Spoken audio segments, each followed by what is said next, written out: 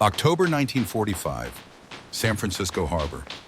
73 Japanese women stood on the deck of the military transport ship, their gray uniforms stiff with months of accumulated sweat and grime. We have to get The out of fabric here! had transformed Hurry, into something before it's too closer to late! cardboard, Help us! than cloth crusted with salt from ocean spray and the residue of bodies that hadn't been properly washed since their capture. They ranged in age from 19 to 31. Most were in their early 20s. They'd served as Luftnachrichtenhelferinnen, the awkward German-Japanese designation for female auxiliary communications personnel. Radio operators who transmitted coordinates that sent fighters into combat. Telephone switchboard workers who'd connected commanders during battles. Radar technicians who tracked incoming bombers across Pacific skies. Their faces were hollow skin stretched tight over cheekbones that protruded sharply. Hair hung in greasy tangles beneath caps stripped of all insignia. The rising sun emblem had been removed. The unit designations cut away. Just gray cloth remained, anonymous, defeated, reduced to nothing but bodies waiting to discover their fate. They hadn't eaten properly since March. 7 months of Germany's final collapse mirrored in Japan's Pacific territories. 7 months of rations that shrank from inadequate to non-existent. The last real meal had been 4 days ago, thin soup that tasted like boiled seaweed and a rice ball so small it barely filled a palm. They knew the stories, had heard whispers in the cramped holds during the 3-week voyage across the Pacific. What Americans did to capture Japanese women, especially those who'd worn uniforms, especially those who'd served the military that had bombed Pearl Harbor, tortured Allied prisoners, committed atrocities across Asia. The stories were designed to make death preferable to capture. Better to die than endure what the Americans would inflict. So they waited, silent, obedient, because that's what Japanese women had been trained to do since childhood. Wait for authority to decide their fate, accept whatever came without protest. But the Americans standing on the dock below weren't shouting, weren't jeering, weren't displaying the visceral hatred the women had been taught to expect from devils without souls. They just stood there. Young men in crisp naval uniforms, faces tanned and healthy, eyes following the prisoners with expressions that were impossible to read. Sachiko Yamada stood in the front row, 22 years old, from Osaka. She'd been a nurse before conscription, working in a civilian hospital. In 1943, the military had begun drafting women for auxiliary roles, and Sachiko had been assigned to a field hospital on Saipan. She'd amputated limbs with inadequate anesthesia, watched young soldiers die from infections she had no medicine to treat, worked 20-hour shifts in tents that flooded when it rained and baked when the sun came out. When American forces overran Saipan, she'd been captured along with 12 other medical personnel, had expected immediate execution. Instead, she'd been processed like a prisoner of war, fingerprinted, photographed, assigned a number, and shipped to a holding facility in Guam before this transport to the American mainland. She still didn't understand why she was alive. Her hair crawled with lice. The constant itching had become background sensation, as omnipresent as her own heartbeat. Scratching only made it worse, opening small wounds that could become infected.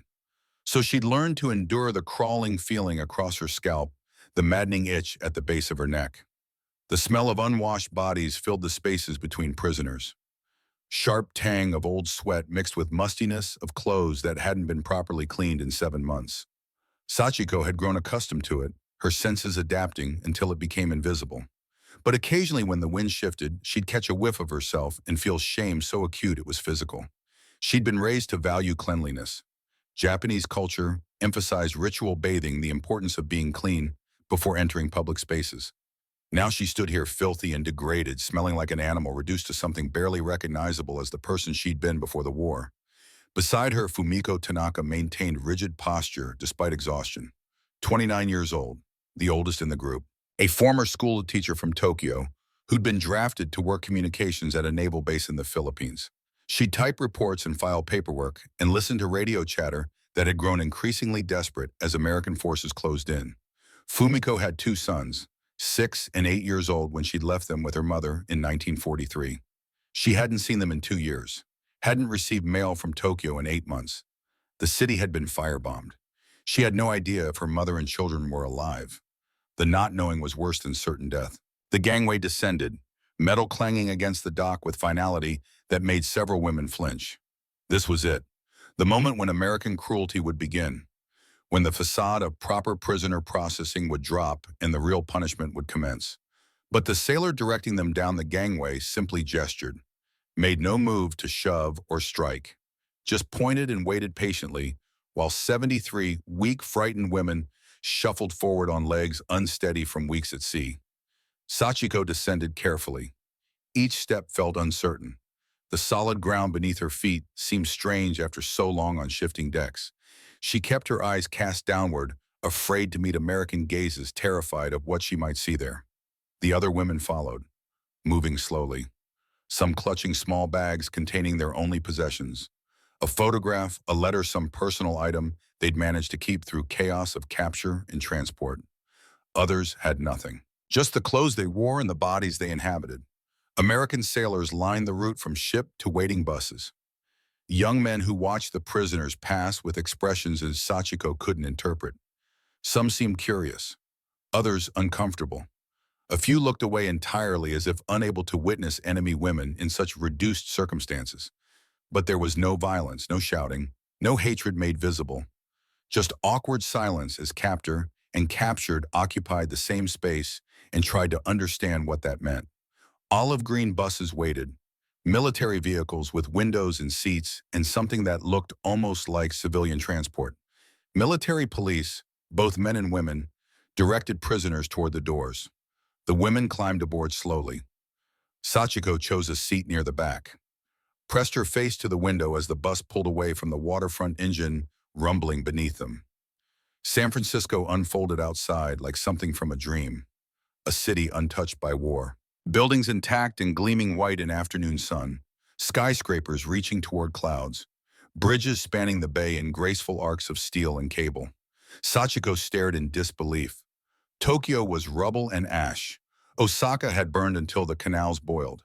Hiroshima and Nagasaki were gone, erased by weapons beyond comprehension. But here stood America, whole, thriving, prosperous, as if war had happened on another planet entirely. The bus rolled through streets lined with grocery stores. Windows displayed food in abundance that made Sachiko gasp audibly. Pyramids of oranges, shelves of canned goods stacked floor to ceiling, hanging meat visible through glass, signs advertising prices that seemed affordable to ordinary people. Children rode bicycles down streets with no bomb craters, wore warm coats, moved with careless confidence of children who'd never known hunger or fear. Women walked freely in bright dresses, reds and blues and yellows that seemed garish to eyes accustomed to gray and brown. They carried shopping bags, laughed with each other, stopped to chat on street corners. There was no rubble anywhere, no burned-out buildings, no desperate crowds fighting for rations, no signs of privation or suffering. The contrast was so complete, so overwhelming, that Sachiko wondered if this was real or some elaborate trick. Perhaps a movie set designed to demoralize them. Perhaps behind these perfect streets lay the same ruin that existed everywhere else. But the bus kept moving. Block after block of intact buildings, functioning businesses, people living normal lives. America was whole. While Japan lay in ruins, while families picked through rubble for scraps, while children starved in streets, America looked like war had been an inconvenience rather than an existential catastrophe. How had Japan ever thought it could win? The bus finally stopped at a military facility outside the city. Guard towers stood at corners. Fences surrounded a compound of white wooden buildings. American flags snapped in wind, stars and stripes representing everything they'd been taught to hate. The gates opened. The buses rolled through with a hiss of air brakes. This would be home now. For however long the Americans decided. Days, weeks, months, years. No one knew. No one could say. The women were led into a large processing building. Interior was clinical, floors polished to shine, walls painted white. Fluorescent lights hummed overhead.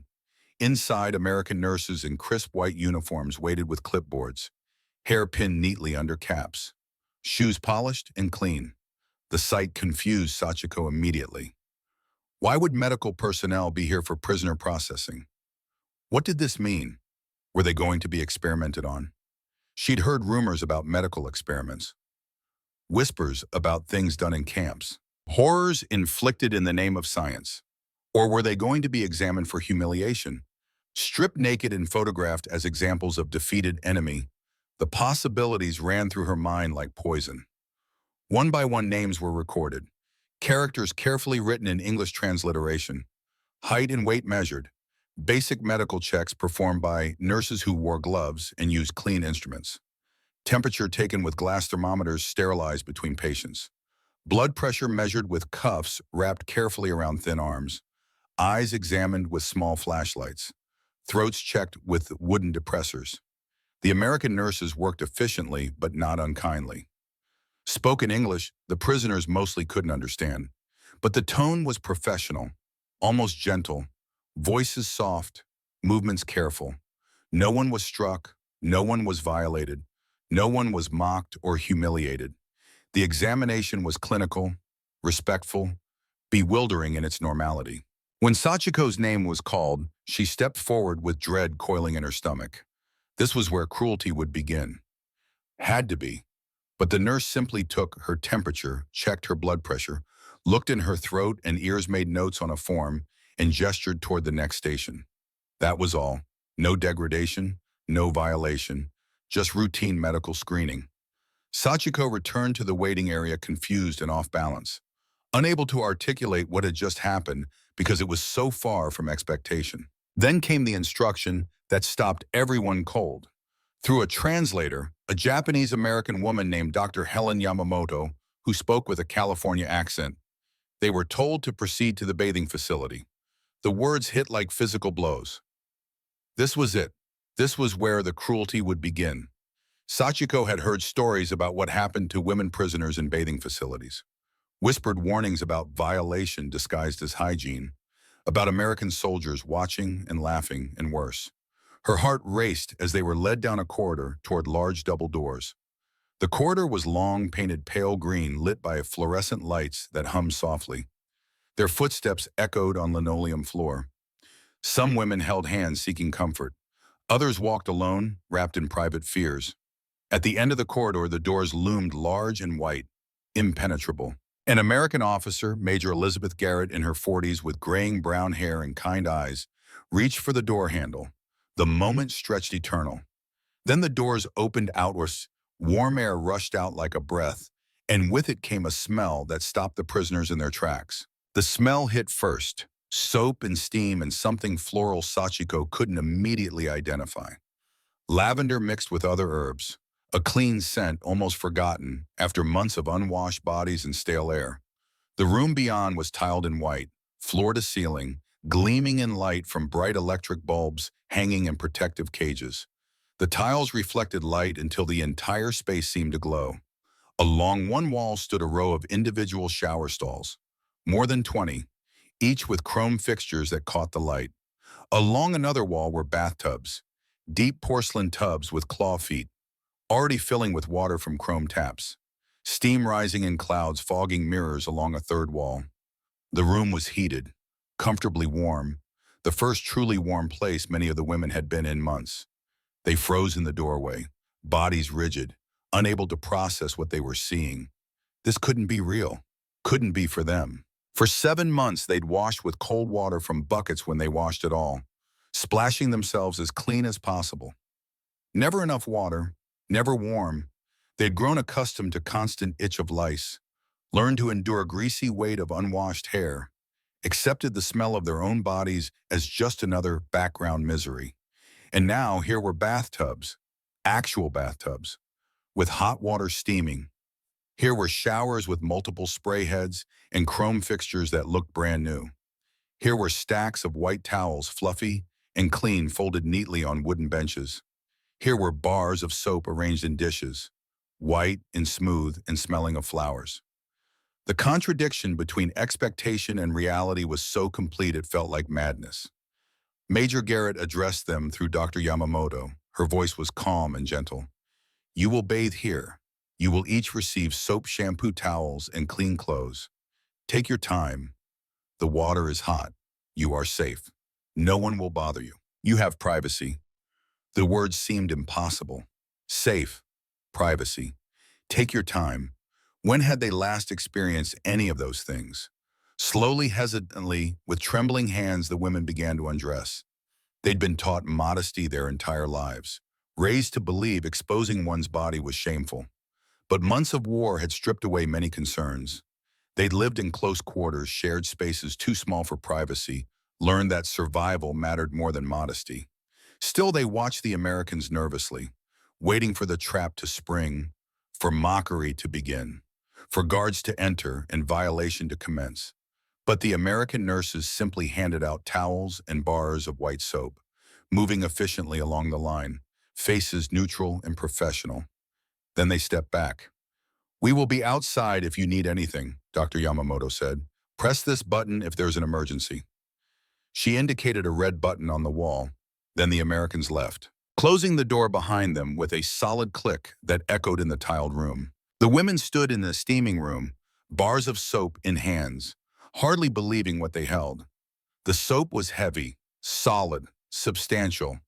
Not the thin, gritty soap they'd known in Japan, soap that was more sawdust and clay than actual cleaning agent. This was real soap, made from good ingredients, designed to actually clean. Sachiko turned her bar over and over, examining it from every angle. It was perfectly white, unmarked by discoloration or impurities. The surface was smooth and slightly damp from humid air.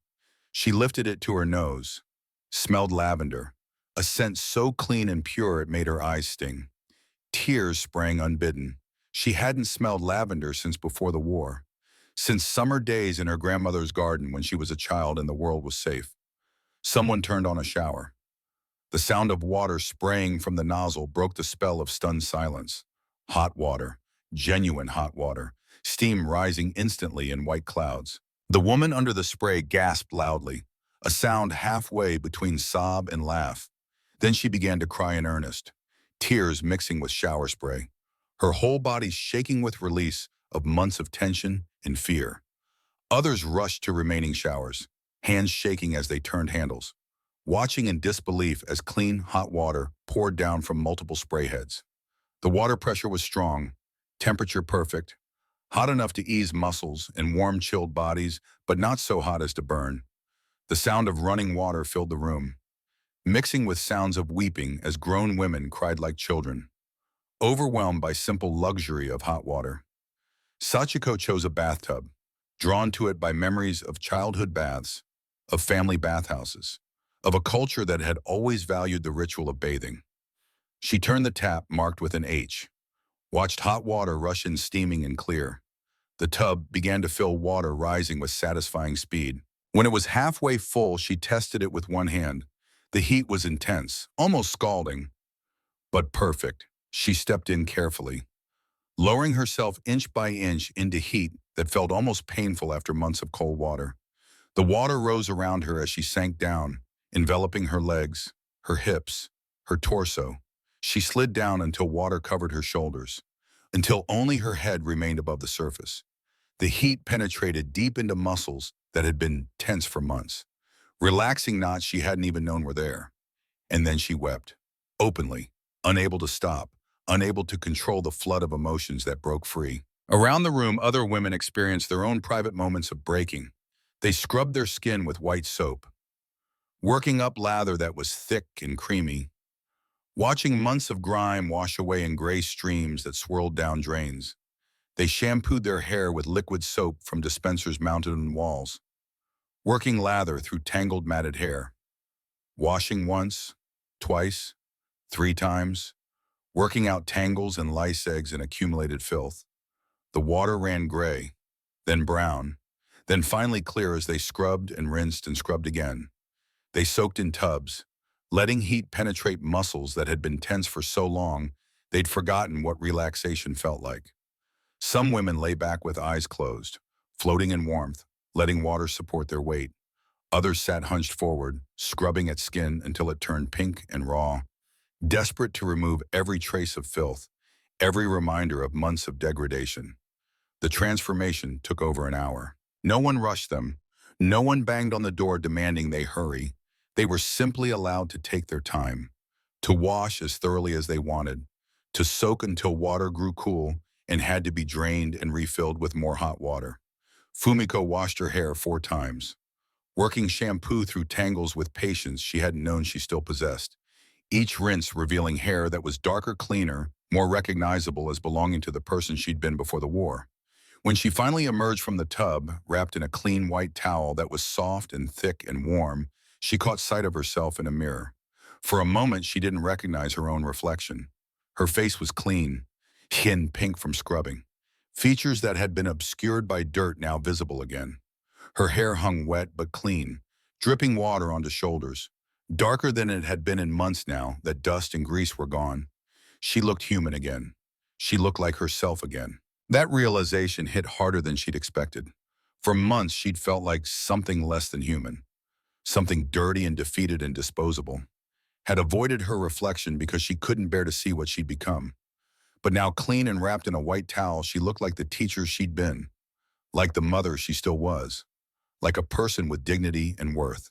When they finally emerged from the bathing facility, skin pink and raw from scrubbing, hair wet but clean, they felt lighter, as if filth had been physical weight pressing down on them. Some felt dizzy from the heat, had to sit on benches to recover. Others felt energized, renewed, almost reborn. All of them felt the profound psychological impact of being clean. In the next room, they found clean clothes laid out in organized stacks according to size. Simple cotton dresses in muted colors of blue and gray and green. Undergarments still in packages, never worn, clean and new. Socks without holes, several pairs per person. Shoes that fit properly, intact soles, no holes. There were even sweaters for the cold weather. Soft knitted things that looked handmade. Sachiko caught sight of herself in a full-length mirror, barely recognized her own reflection. Her face was clean for the first time in months, skin pink from scrubbing, features visible again. Her hair, though, still wet and plastered to her head, looked black again, instead of the dull gray-brown it had become under layers of dust and grease. Her body was thin, too thin, ribs visible, hip bones prominent. But it was clean. She looked human. She looked like herself. That realization broke something inside her. Released emotions she'd been holding at bay for 7 months. She sat on a bench and cried. Not from pain, from relief. From the overwhelming grace of being treated as a person deserving of basic dignity. Around her, other women dressed in silence, still processing what had happened, still trying to integrate this new reality into their understanding of the world. This was not torture. This was not humiliation. This was care. The enemy had given them care. The contradiction was too large to absorb all at once, too profound to simply accept. So they moved through the motions, pulling on clean clothes, buttoning buttons, tying shoes, each small act feeling surreal and impossible. After dressing, they were led to a dining hall. The building was simple but clean, long tables arranged in rows, windows letting in afternoon light. The smell that filled the room made several women stop in their tracks. Food, real food. The aroma of cooked rice, vegetables, fish, something sweet baking. After months of watery soup and moldy rice, the smell alone was overwhelming. At the serving line, American cooks in white aprons stood ready. The women filed through hesitantly, accepting plates and utensils with trembling hands. The first woman in line received a portion of steamed white rice, clean and fluffy, not a speck of mold or insect contamination visible. Next came vegetables, carrots and green beans, cooked until tender.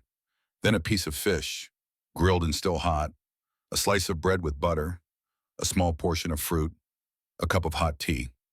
By the time Sachiko reached the front of the line, her hands were shaking. She held out her plate and watched as the American cook filled it. More food than she'd seen in a single meal in over a year. The rice alone would have been treasure. Everything else seemed like fantasy. She wanted to ask if this was real, if they were truly allowed to eat all of this. But she had no words the Americans would understand. The women sat at tables in small groups, plates before them, afraid to begin. What if this was a test? What if they'd be punished for eating? What if the food was poisoned? A final cruelty dressed up as kindness, they looked at each other silently, asking the same questions.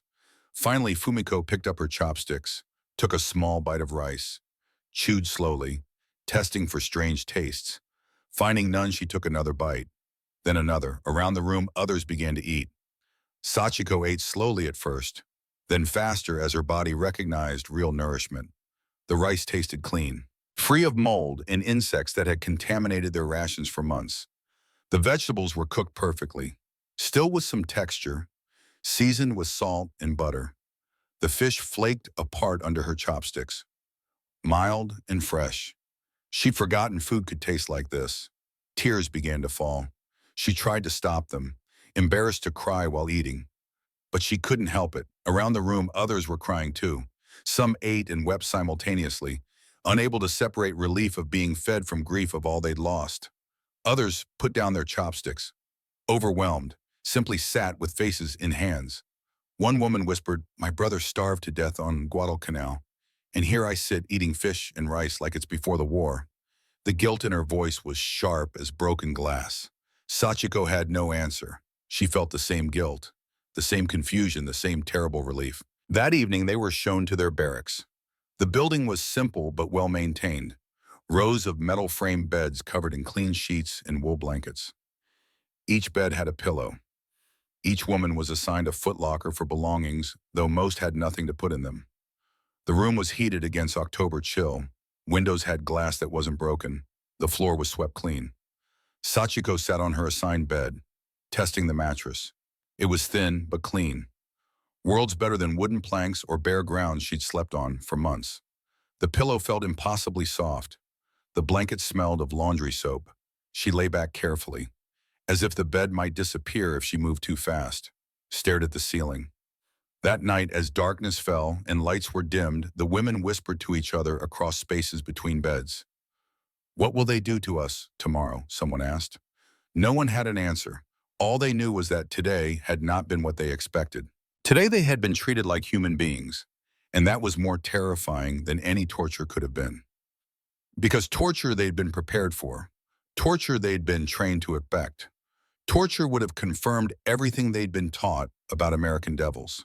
But kindness destroyed everything, forced them to question, made them doubt, broke down the walls of hatred and propaganda they'd built up since childhood.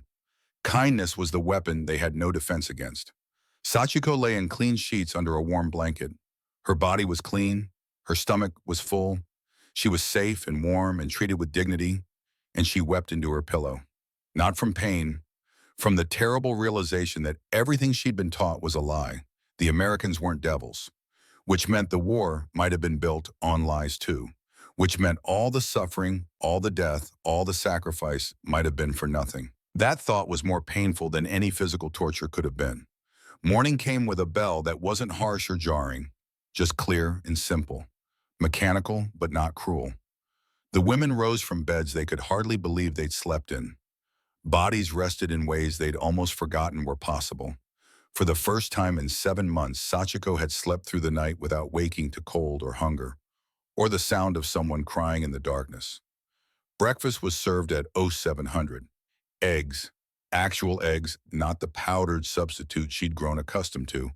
Toast with butter, rice porridge for those who preferred it, hot coffee or tea, fresh fruit that wasn't bruised or rotting. Once again, the quantity and quality shocked them. This wasn't punishment rations. This was food that actual people ate, the kind of meals they remembered from before the war, when Japan still had enough. After breakfast, they were assembled in the main hall. A different American officer stood before them, older, perhaps 45, with gray beginning to show at his temples and lines around his eyes that spoke of hard years. Through Dr. Yamamoto's translation, he introduced himself. "I am Captain Robert Henderson. I command this facility. You are prisoners of war under the protection of the United States Army. That means you will be treated in accordance with the Geneva Convention. You will be fed. You will receive medical care. You will work, but the work will be reasonable and you will be compensated for it." He paused. Let that information settle. "You were told lies about Americans, lies about what we would do to capture Japanese. I want to be clear, those lies were exactly that. Lies. You will not be tortured. You will not be violated. You will not be starved. You will be treated as human beings because that is what American values demand." His voice hardened slightly. Make no mistake, Japan committed atrocities during this war. Your military tortured Allied prisoners, starved them, worked them to death. I have every reason to hate you, every justification for treating you with cruelty. He paused again. Something painful flickered across his face. My son died at Iwo Jima, 23 years old. A Japanese mortar round killed him. I received the telegram 3 months ago. The women went completely silent. Several gasped audibly. Henderson continued, his voice rougher now. So I understand if you're confused about why I'm treating you well. I understand if you're waiting for the other shoe to drop, for the kindness to reveal itself as manipulation. But I'm going to tell you something my son wrote to me in his last letter. He pulled a piece of paper from his pocket, worn from being folded and unfolded countless times. He wrote, "Dad, if you ever have power over prisoners, remember the Geneva Convention. That's what we're fighting for. The idea that even in war, there are rules, that we can be warriors without being monsters. Show them what America actually is, not what their propaganda told them we were. That's how we really win." Henderson refolded the letter carefully, placed it back in his pocket. "I will honor my son's memory by treating you with the dignity he believed all human beings deserve. Not because you've earned it, but because it's what makes us American." He looked at each woman directly. "You will work, light duties, kitchen help, laundry, cleaning, tending gardens. You will be paid in camp script that can be used at the canteen. This is not kindness. This is procedure. This is what the Geneva Convention requires. And we follow the rules, even when our enemies did not." The assembly was dismissed. The women filed out in silence, processing what they'd just heard. An American commander who'd lost his son to Japan was choosing to honor that son's memory through mercy rather than revenge. The contradiction was almost too large to hold. Sachiko was assigned to laundry duty. She worked alongside 3 other women in a facility that had actual washing machines. Hot water poured from taps whenever needed. Soap was plentiful. The clothes came out clean and smelling fresh. It was easy work, almost boring in its simplicity. Nothing like the hard labor they'd expected. During a break, the American supervisor, Sergeant Ruth Adams, a woman in her 30s with red hair, offered them coffee. She poured from a pot into clean cups, added sugar and cream without being asked, set out a plate of cookies. The Japanese women accepted hesitantly, still waiting for the trap to spring, for kindness to reveal itself as mockery. But Ruth just smiled, said something in English they didn't understand, went back to her own work. The coffee was hot and sweet. The cookies were fresh, soft, studded with chocolate chips. Sachiko ate slowly, savoring each bite, her mind struggling to reconcile this moment with everything she'd believed about Americans. The days began to take on rhythm. Wake, eat, work, eat, rest, eat, sleep. 3 meals a day, every day, with portions that seemed generous even by pre-war standards. The work was manageable, often almost pleasant in its routine. The barracks remained clean and warm, showers were available daily, medical care was provided without question when needed. After the first week, they were allowed access to the canteen. Sachiko and several others walked there together, curious and nervous. Inside, they found shelves stocked with items that seemed impossible. Chocolate bars, cigarettes, writing paper and pens, small toiletries, even magazines and books. The prices listed in camp script were reasonable. Sachiko had earned her first week's wages. She stood before the chocolate bars for a long time, staring at bright wrappers. She hadn't tasted chocolate since 1941. Very carefully, she selected one, paid with her script. The American clerk smiled, said something friendly. Sachiko bowed reflexively, then left quickly, clutching her purchase. Back in the barracks, she unwrapped the chocolate slowly, as if it might vanish. She broke off one small square, placed it on her tongue. The sweetness exploded in her mouth, rich and dark and real. She closed her eyes. For a moment, she was a child again, receiving a special treat from her father before he died. The memory hurt almost as much as it comforted. 2 weeks after their arrival, letters began arriving from Japan, passed through censors, but otherwise intact. The words they contained were devastating. Families writing about living in ruins, eating whatever they could find, children sick from malnutrition, elderly parents growing weaker by the day. One woman received a letter saying her mother had died in the winter, too weak to survive cold and hunger. The contrast was impossible to bear. Here they sat in heated barracks, eating 3 meals a day, receiving medical care, even buying chocolate with their wages. Meanwhile, their families starved in the rubble of defeated Japan. The guilt became a physical weight.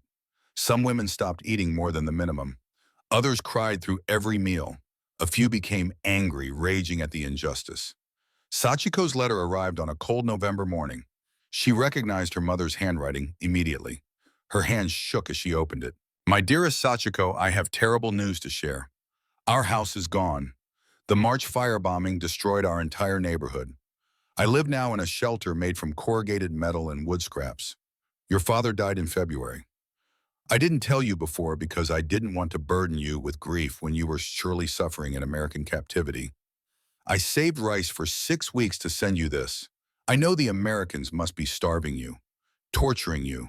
I know you must be cold and afraid and in pain. This rice is all I can send. Please eat it and know I love you. Please stay strong. Please survive whatever cruelty they inflict. Your loving mother who thinks of you every day and prays for your strength to endure the American devils. Sachiko held the letter, stared at the rice ball wrapped carefully in clean cloth. Mother thought she was being tortured, starved, abused. Mother had saved rice for 6 weeks, starving herself to send food to a daughter who ate 3 American meals daily. Mother called them devils, devils who gave hot water and soap, devils who provided medical care, devils who served fish and rice and fresh bread. The contradiction was too large to hold. That night in the barracks, Fumiko sat up in bed, spoke into darkness. How many of your families think we're being tortured? Murmurs, most hands raised in dim light. How many of us are healthier now than when we arrived? All hands. How many of us eat better here than we did serving our own military? Then slowly every hand rose. Fumiko's voice came back quiet but firm. Then we must face the truth. We were lied to. About Americans. About the war. About everything. One woman, older and rigid in her beliefs, protested. This is a trick. Propaganda. They want us to betray our values. Fumiko's voice came back sharp. What values? The values that sent us to die for a lost cause. The values that let our families starve while generals ate well. What exactly are we betraying? Another woman spoke from her bunk. If they lied about Americans being devils, what else did they lie about?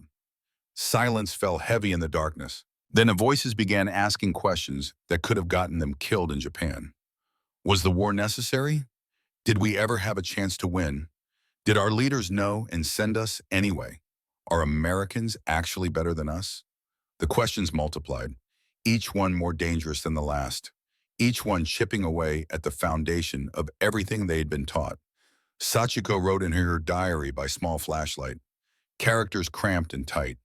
The hardest thing is not captivity. It's realizing the enemy treats us better than our own government did. That's what breaks you. Not cruelty, kindness. The next morning, Sachiko refused breakfast. She sat in the dining hall with an empty plate, staring at nothing. Ruth Adams noticed, approached with concern. Are you ill? She asked through Dr. Yamamoto. Sachiko shook her head, couldn't explain. How could she make them understand that eating felt like betrayal, that every bite was guilt, that she couldn't swallow food while her mother starved? By afternoon, word had reached Captain Henderson. He appeared in the barracks when Sachiko was alone, weak from not eating, lying in her bunk. Dr. Yamamoto accompanied him to translate. Sachiko scrambled to sit up, terrified. The commander never came to barracks. Miss Yamada, Henderson said through translation, I understand you have something that belongs to your mother. Sachiko nodded, pointed to the rice ball on the shelf above her bed. May I see it? Sachiko retrieved it carefully, hand shaking, gave it to Henderson. He examined it. This small ball of rice wrapped in clean cloth, symbol of a mother's love and sacrifice. Your mother made this? Yes, sir. How long did she save rice to make it? 6 weeks, sir. The letter says 6 weeks.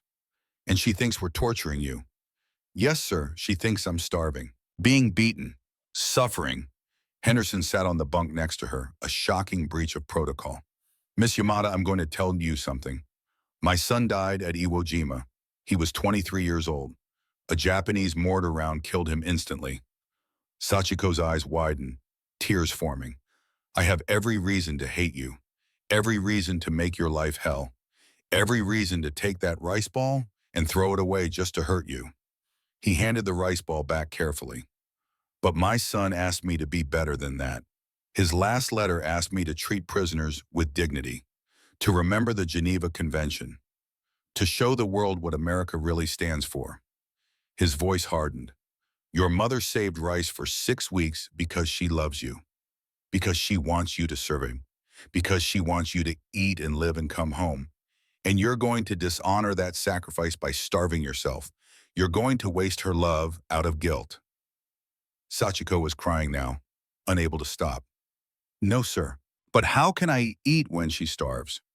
By surviving, Henderson said, his voice gentler but still firm, by getting strong, by going home healthy and taking care of her, by being living proof that Americans aren't devils. He stood, returned to military bearing. Your mother will starve whether you eat or not. That's the tragedy, but you can choose to honor her sacrifice by surviving, or waste it by dying from guilt. I'm not asking you, Miss Yamada. As your commanding officer, I'm ordering you. Eat that rice ball, now, slowly, and remember that every bite is your mother's love. Every swallow is her hope that you'll survive. Every moment you live is honoring her sacrifice. He paused. And when you go home, when this war is finally over and you return to Japan, you'll be able to take care of her. Because you stayed strong, because you ate, because you lived. Don't betray her love by refusing it. That's not honor. That's waste. Sachiko unwrapped the rice ball with shaking hands. Henderson stayed, watched. She took a small bite. It tasted like home, like mother's hands, like everything lost. And she wept while eating. Henderson wept too, thinking of his son, thinking of all the mothers who sent sons to die, thinking of all the sacrifices, all the waste. Two enemies sitting on a bunk, both crying, both broken by this war in different ways. Dr. Yamamoto stood by the door, weeping silently, watching this moment of shared humanity. After Sachiko finished, she looked up at Henderson with red eyes. Thank you, sir, for making me eat, for understanding. I didn't do it for you, Miss Yamada, Henderson said, his voice rough with emotion. I did it because my son asked me to be better. You just happened to benefit. He walked to the door, paused. But for what it's worth, I'm glad you're alive. I'm glad you'll go home. I'm glad your mother will see you again. One family should survive this war intact. After he left, Sachiko turned to the other women who'd witnessed everything. He lost his son to us, to Japan, and he still chose mercy. Fumiko nodded slowly. That's what America is, not what they told us, what he just showed us. The following week, Henderson made an announcement. Thanksgiving was coming, an American holiday. They give thanks for blessings, share meals together. The prisoners were invited. The women were confused. Why invite prisoners to an American holiday? Was this a test? Was this mockery? In the kitchen, Sergeant Ruth Adams began teaching Japanese women to make stuffing, cranberry sauce, pumpkin pie. This is American tradition, Ruth explained through Dr. Yamamoto. Every year, families gather, eat together, remember what they are grateful for. Fumiko, working beside her, asked quietly, even during war, especially during war, Ruth replied, reminds us what we're fighting for. Family, home, freedom to gather and give thanks. On November 22nd, 1945, Thanksgiving Day arrived. The dining hall had been transformed. Long tables arranged family style. American flags and autumn decorations hung on walls. Place settings for staff and prisoners alike. Turkey, stuffing, sweet potatoes, cranberry sauce, green beans, rolls, pumpkin pie. More food than the prisoners had imagined possible in one meal. Americans and Japanese sat together at mixed tables. Henderson stood at the head table, raised a glass of water. On Thanksgiving, Americans give thanks for blessings. This year, I'm thankful the war is over. I'm thankful my daughter is safe. I'm thankful we live in a country where even enemies can sit at a table together in peace." He paused, emotion visible in his face. "I'm thankful my son believed in American values strongly enough to die for them. And I'm thankful to everyone here, American and Japanese, for honoring those values by choosing to see the humanity in each other." He raised his glass higher. "To peace, to dignity, to the hope that we can build a world where wars like this never happen again." Americans and Japanese raised glasses together, this simple gesture bridging an ocean of pain and loss. Sachiko tasted turkey for the first time, the meat rich and savory. Nothing like anything in Japan. Billy Chen, a young American corporal sitting nearby, asked gently. "Good," Sachiko nodded, smiling despite tears streaming down her face. When pumpkin pie was served with whipped cream, Sachiko took her first bite. Sweet, creamy, spiced with cinnamon and nutmeg, a flavor she'd never experienced. "This is beautiful," she whispered, unable to find better words. Around the table, Japanese women discovering American dessert, weeping at simple sweetness. Americans watching many with tears in their own eyes, seeing enemies become people, seeing kindness defeating propaganda. Henderson observed from the end of the table, saw enemies becoming human beings, saw Americans and Japanese laughing together, passing dishes, sharing food, saw kindness doing what weapons could not. "Bobby," he thought, "I hope you can see this. I hope wherever you are, you know I'm trying. I'm trying so hard to make your death mean something." That night, Sachiko wrote in her diary, "Today I ate American Thanksgiving dinner with Americans, at the same table, as a guest, not a prisoner. Captain Henderson lost his son to us. Every American here has reason to hate us, but they chose to share their most important holiday with us. They chose to give thanks while including enemies at their table. I understand now. This is what America is, not military strength, though they have that, not industrial power, though they showed us that in San Francisco. America is the choice to be kind when hate is easier, the choice to share when exclusion is justified, the choice to see humanity when propaganda says the enemy is devil, and that choice is more powerful than any weapon, because it changes hearts, changes minds, changes understanding of the entire world. I came here expecting torture. I'm leaving with wisdom. The real American power is their values, and those values cannot be defeated by any military, because they're true. Mother was wrong. We were all wrong. The devils were not Americans. The devils were the lies we believed." December 1945 brought new opportunities. A telegram arrived from Texas. Ranches desperate for workers, men gone to war, crops rotting, cattle unattended. Could the military provide labor? Even enemy labor?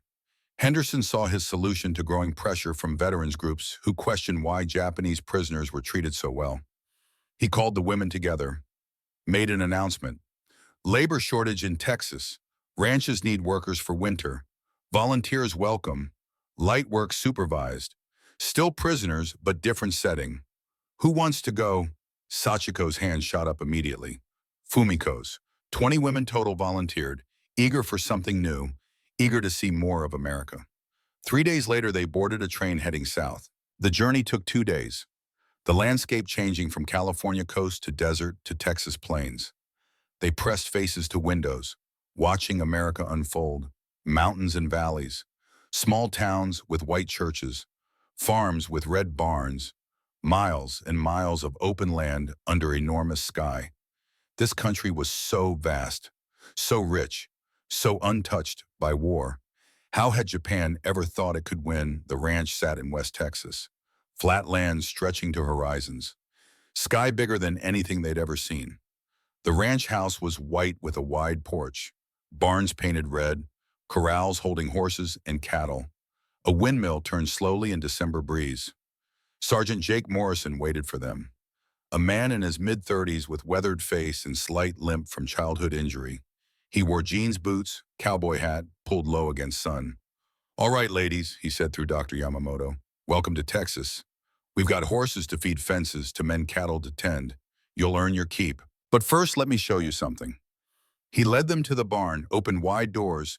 Inside stood rows of horses, beautiful animals with coats gleaming in light, streaming through cracks in wood. "This here's Daisy," Jake said, leading out a gentle mare with soft brown eyes. You ever ride a horse, miss? He was looking at Sachiko. She shook her head, fear and excitement warring in her chest. Well, there's a first time for everything. Here. He helped her mount, hands strong and sure, guiding her foot into stirrup, steadying her as she swung her leg over. Sachiko sat on horseback for the first time in her life. The world looked different from up here. She felt powerful. She felt free. She felt more American than she ever imagined possible. Over the following weeks, Sachiko learned to ride. Fumiko learned, and all of them learned. Cowboys teaching Japanese women to handle horses, to rope cattle, to work the land. American heartland culture shared with former enemies. The work was hard but satisfying. Physical labor under open sky. The women grew stronger, their bodies filling out, muscles developing from real work and good food. Jake watched them transform with quiet satisfaction. He'd felt shame about not serving, about his bad leg keeping him from the fight. But teaching these women, showing them what America was through hard work and fair treatment, he began to understand this was service too. December 25th arrived, Christmas Day. Jake organized a barbecue, Texas style, a pit dug in the ground the day before, mesquite wood burning down to coals, brisket rubbed with spices lowered onto the grill at dawn. The smell began before the sun rose, smoke carrying the scent of cooking meat across the ranch. Ribs, sausages, beans bubbling in cast iron pots, cornbread baking in Dutch ovens, apple pie cooling on the porch. The cowboys and Japanese women gathered around long tables set up outside under the enormous Texas sky. Christmas lights strung between posts, generator humming to power them. A radio played country music, Hank Williams singing about lost love and lonesome highways. The food was served family style. Platters passed hand to hand. Sachiko tasted brisket for the first time. The meat so tender it fell apart, smoky and rich and unlike anything she'd ever experienced. One of the younger cowboys, a boy barely 20, showed Fumiko how to two-step, the simple dance pattern, shuffling in the dust beside tables. She laughed, actually laughed, for the first time since capture. The sound was startling, bright and genuine and full of life. Other women joined, cowboys teaching them American dance, boots and bare feet moving together in the firelight. Jake approached Sachiko as she sat watching, soft smile on her face. Got something for you, he said.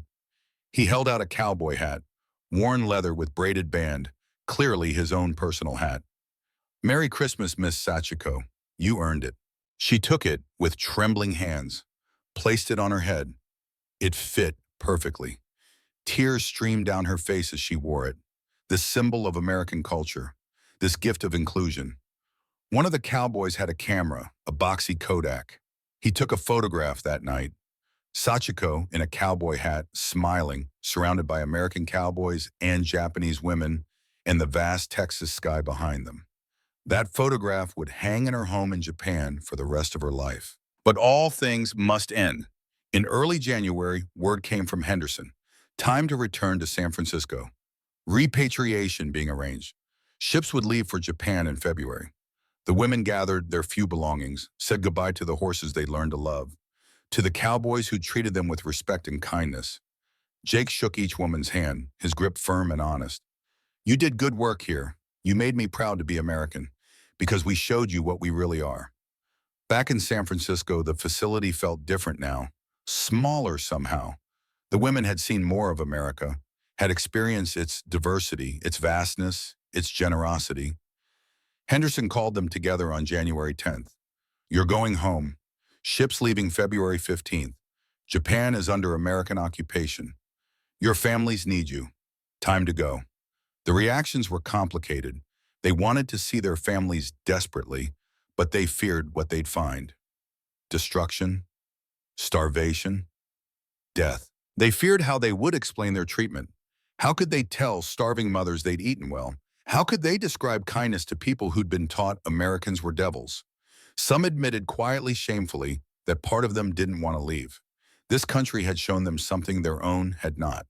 Hope, dignity, the possibility of being more than what propaganda defined. February 14th arrived, the last night before departure. The dining hall was transformed for a farewell ceremony. American flags hung beside cherry blossom branches from the facility garden. Spring just beginning to show. Henderson stood before the assembled women and staff, his face showing every one of his 45 years, the weight of command and loss and complicated mercy. "You came here as enemies," he said. "You leave as people I've come to respect. You've shown dignity in captivity, strength in adversity, willingness to question what you were taught and see truth." He paused. "I hope you carry forward one message: that Americans are not devils, that we follow rules even when it's hard, that we treat prisoners with dignity because we value dignity, not because you earned it. When you rebuild Japan, remember this. When you tell your children about the war, tell them about this too. Tell them enemies can show mercy. Tell them propaganda lies. Tell them kindness is more powerful than hate."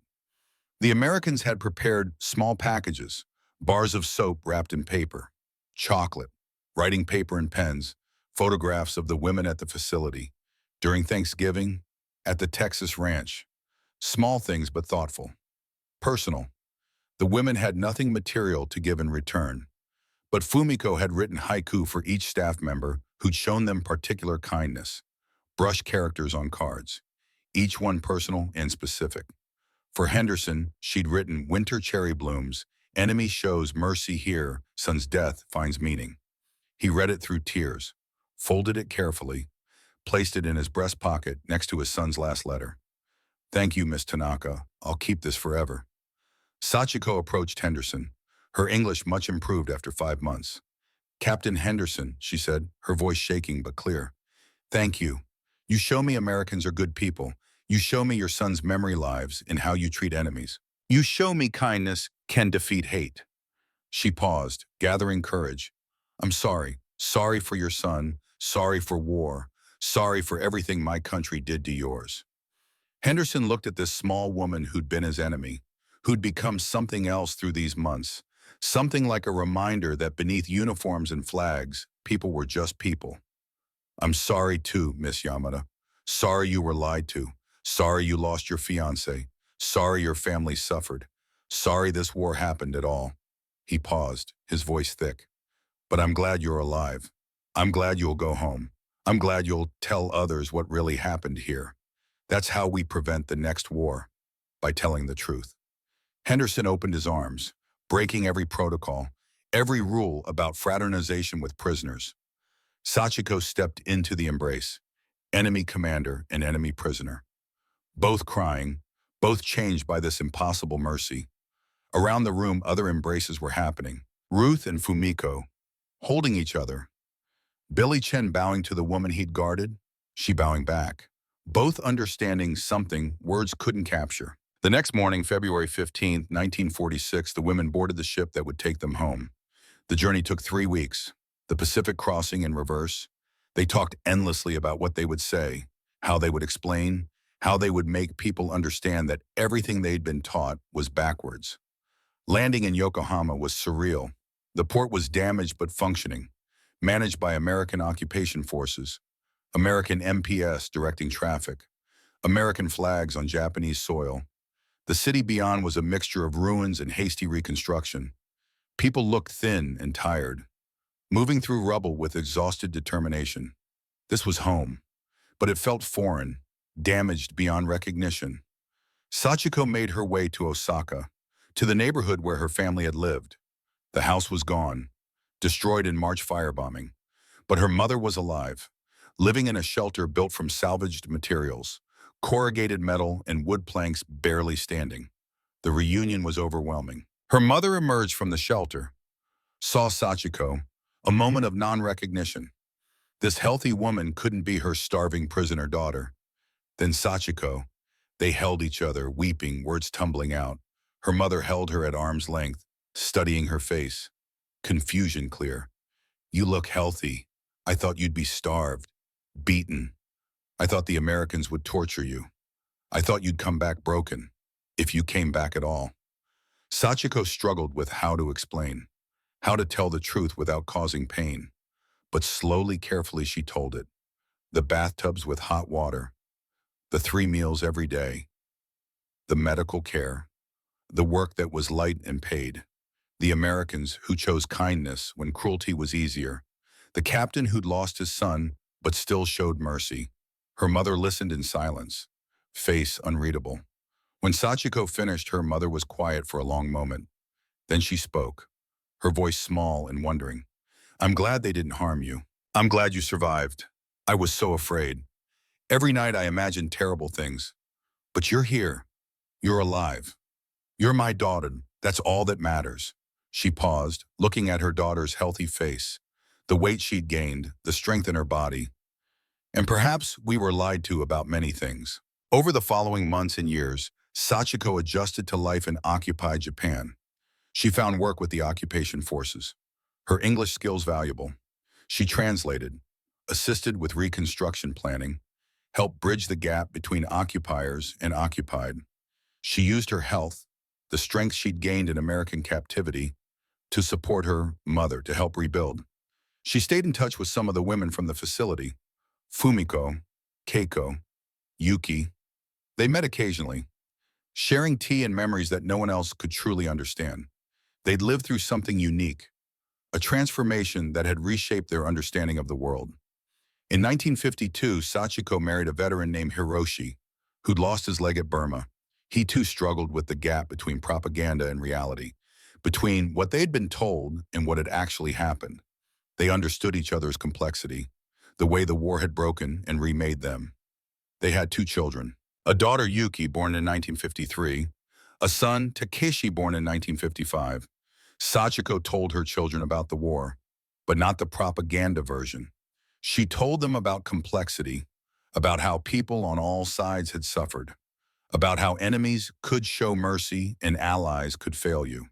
She told them about the bathtubs in California, about hot water and soap and the unexpected kindness of strangers, about Captain Henderson, who honored his son's memory through mercy.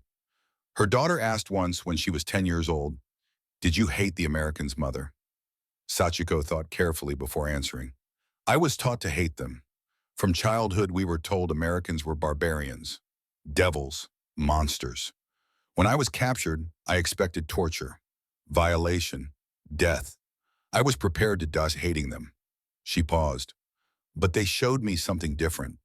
They showed me that even in war, people can choose to be decent. That small decision, to treat prisoners well, to give us soap and food and dignity, it changed my whole life. It taught me that hate is a choice, and so is kindness. Every day, every interaction we choose. The Americans at that facility chose to be kind when cruelty was easier, when hatred was justified, when revenge would have been understood. That choice, that deliberate choice to be better, was more powerful than any weapon. It broke down everything I believed. It forced me to see them as human. And if they were human, then what did that make the war? What did that make all our sacrifices?" She looked at her daughter directly. "Kindness was the weapon I had no defense against." The years passed. Sachiko's mother died in 1978, peaceful and surrounded by family. Hiroshi died in 1995 from heart disease. Japan transformed around them, rising from ruins to become an economic power, a democracy, an ally of the very nation that had defeated them. The irony was not lost on Sachiko. The enemy had become friend. The victor had helped the vanquished rebuild. American values, the ones Captain Henderson had embodied, had proven true. In October 2002, Yuki, now 49 years old, traveled to California. She wanted to see the place where her mother's transformation had begun. She found the old facility, now a museum, the California Women's Historical Site. The buildings were preserved, grounds maintained. Exhibits told the story of the 73 Japanese women, the treatment that had contradicted propaganda, the transformation through kindness. Yuki walked through slowly, seeing the bathhouse with its white tiles still gleaming, the clawfoot tubs preserved, a sign explaining, "Here 73 Japanese women prisoners experienced unexpected humanity." She saw the dining hall where Thanksgiving had been shared. She saw photographs of the women, including one of her mother, young and thin and frightened, standing with other prisoners. The museum director approached, a woman in her 60s, professional and kind. Are you here about family? Yuki nodded. My mother was a prisoner here. Sachiko Yamada. She worked in the laundry. She said a Captain Henderson showed her kindness. The director's face changed, something like wonder crossing her features. Wait here, please. She disappeared into an office, returned moments later with an elderly man. He was in his 80s, dignified, with military bearing still evident in his posture. This is Robert Henderson, she said, Captain Henderson's grandson. He approached Yuki slowly, his eyes bright with emotion. Your mother, he said, his voice rough with age and feeling. She was the one my grandfather wrote about, the one who changed his life. He showed Yuki a leather journal, worn and carefully preserved. Henderson's diary kept throughout his command of the facility, entries about Sachiko, about choosing mercy, about honoring Bobby's memory, about the rice ball incident, about Thanksgiving, about everything. The final entry was dated 1975, the year before Henderson died. Saw Sachiko's Christmas card today, photo of her family in Japan, thriving, happy, healthy. Bobby, if you can see this, I hope you know I kept my promise.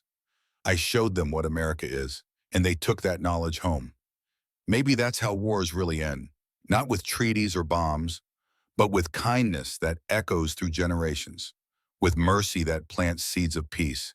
I miss you every day, son, but I think I finally understand what you were trying to tell me.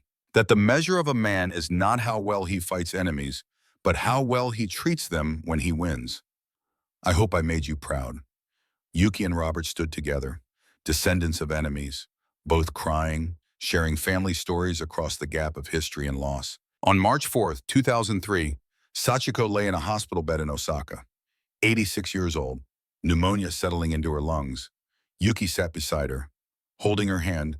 Emma, Yuki's daughter, 18 years old and home from university, sat on the other side. Grandmother, Emma asked, what was the hardest part of the war?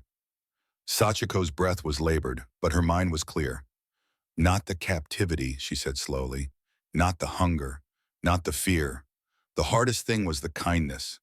Her voice was barely a whisper now. Yuki and Emma leaning close to hear. Because hatred I could have endured with my beliefs intact. Cruelty I was prepared for. I expected it. I had been trained for it since childhood. But kindness, that destroyed everything. When Captain Henderson gave me dignity, when he forced me to eat my mother's rice ball, when he hugged me at the farewell, each act of kindness was a crack in the armor of hate I'd been taught to wear. It forced me to see them as human. And if they were human, then what did that make the war? What did that make all our sacrifices? What did it make the propaganda that said they were monsters? She paused, breathing with difficulty. Kindness was the weapon I had no defense against. It broke me open. It made me question everything. It forced me to rebuild my entire understanding of the world. Her eyes closed, her voice fading. And you know what the truly hard part is? I'm grateful. After everything, the war, the loss, the destruction, I'm grateful I was captured. I'm grateful I was broken by kindness, because it taught me the most important lesson of my life. She opened her eyes one last time, looking at her daughter and granddaughter, that we always have a choice, even in humanity's darkest hours, even when hatred seems easier, even when revenge seems justified. We can choose to be decent. We can choose to see the human in our enemy. We can choose kindness. That choice, that simple, difficult choice can change the world, one person at a time, one act of mercy at a time. Her breath grew shallow. Tell that story. Tell it to your children. Tell them about the bathtubs in California. Tell them about lavender soap and hot water and the unexpected humanity of former enemies. Tell them that kindness matters, that mercy matters, that choosing to be better than our worst impulses, that's what makes us human. Her voice was almost gone now. Captain Henderson chose mercy when revenge was easier, and it changed me, changed 73 women, changed how we saw the world, changed what we taught our children. That's the legacy. Not weapons, not victory, kindness, choosing to be better. She died peacefully, Yuki and Emma holding her hands, her last words about mercy and transformation echoing in the quiet hospital room. Of the 73 Japanese women who passed through that facility, 71 survived to return home. They became teachers, mothers, nurses, voices for peace. They told their children about American kindness, about hot water and lavender soap, about officers who chose mercy when revenge was justified, about a country that lived up to its values even when it was hard. The bathtubs of San Francisco were more than bathtubs. They were symbols of transformation, of propaganda meeting reality, of hate confronting kindness. And kindness won, every time, because it always does. If we're brave enough to choose it, that legacy lives on, in every choice to show mercy, in every decision to see humanity in our opponents, in every moment we choose to be better than our worst impulses. The measure of strength is not how well you destroy enemies, but how well you treat them when you win. That's the lesson Captain Henderson taught. That's the wisdom Sachiko carried home. That's the truth their descendants shared in a California museum 57 years later. The choice to be kind, the decision to show mercy, the courage to treat enemies like human beings. That's how wars truly end. That's how peace truly begins. Captain Robert Henderson died in 1976, having never stopped honoring his son's memory. Sachiko Yamada lived until 2003, telling her story to anyone who would listen. The bathtubs still stand in that museum, white tiles gleaming, a reminder that sometimes the most powerful weapon isn't a bomb or a bullet. Sometimes it's just hot water, lavender soap, and the choice to see a human being instead of an enemy. That choice echoes forever and changes everything. The end.